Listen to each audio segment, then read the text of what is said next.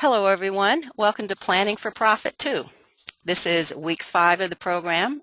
Topic will be market assessment and expansion. Next slide please. Okay, we're having a little bit of technical difficulty here because our hero Colette is out tonight. This is Melissa, but I think we're going to muddle through okay. Our main speaker tonight is Mary Rolfing. She owns Morning Owl Farm in Boise, Idaho. And this is Melissa Lyons. I'll be your webinar facilitator. And our question moderator tonight will be Cinda Williams, UI Extension Educator here in Moscow. Could we go to the next slide, please? Okay, as usual, we're going to go over a few webinar tips to make this, to give you the best viewing experience. First, it would be a good idea if you could close all other programs running on your computer. Check your sound. If it sounds funny or gurgly or you're having problems with speed, there's no problem at all to dial in and listen to the webinar on your phone. The phone number to dial in is on your welcome email, and just make sure you mute the sound on your computer when you're using the phone. We want to remind you to type in your questions into the questions pane as they occur to you, because there's a little bit of lag between the time you type in a question and the time we see it. So this way, if you enter your questions early, when the speaker reaches a questioning point, your questions will be there, ready for her. Okay, next slide, please.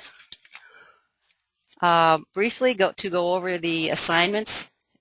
We are hoping that you have had a chance to go to the course website and post comments and your questions in the Week 4 discussion forum.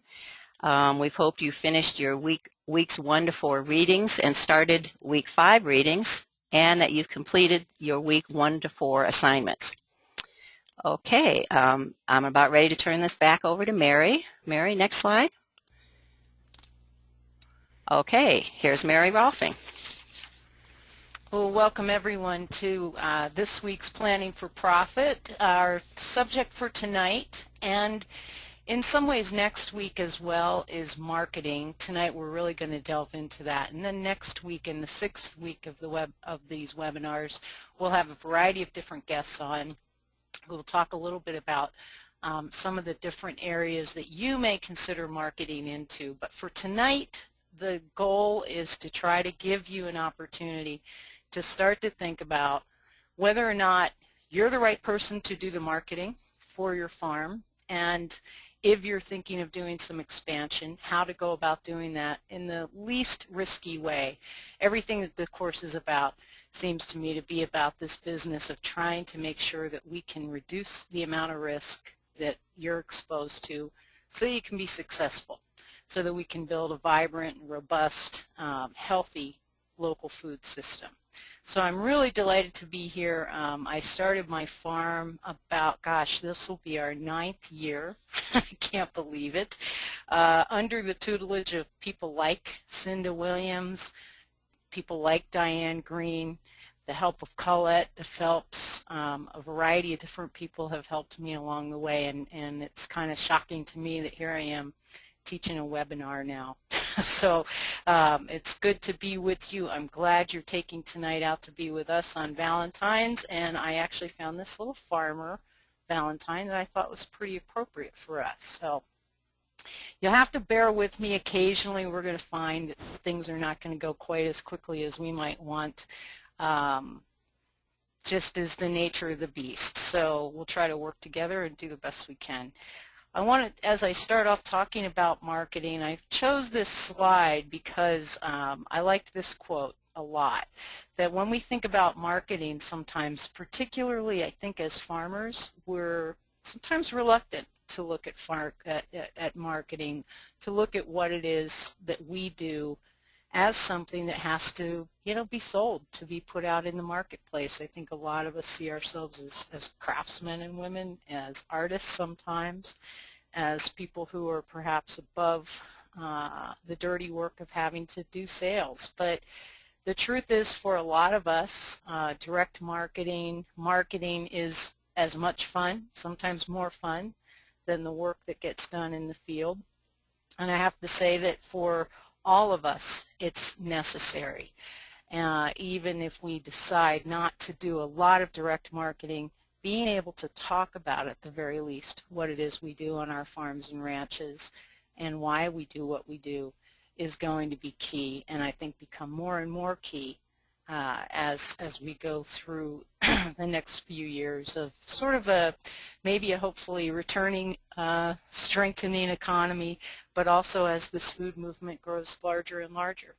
So this little carrot here, I want you to think less about having to go out and do a hard sell of yourself, and I hope maybe go out and think more of your, especially on Valentine's Day, as courting the eater, if you will. Now, I like to point out that marketing isn't something that comes natural to everybody, and marketing doesn't always work. This slide, I think, is a really fine demonstration of problems of marketing sometimes. This slide would, shows that if this photograph were reversed, you might be a little bit more willing to go on a Turkish airline, but looking at a plane heading down toward the ground, not so much perhaps. So keep in mind that as we think about marketing, just because it's done professionally sometimes doesn't always mean that it's done well. Well, as you know, very popular in our series that we've done with these webinars is to try our best to make this a little bit more of a dynamic experience by involving all of you. So we want to do that and start off with a poll. Melissa, can you pop the first polling question for us? Melissa?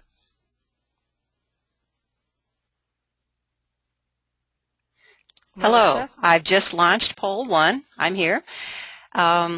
Which of the following best describes you? Please select one. You don't like working with the public? You can handle person-to-person interactions, or you're energized and happy when you're working with your people. Please check 1, and we'll start the poll.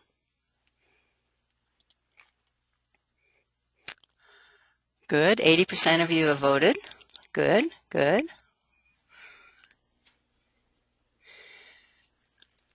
81%.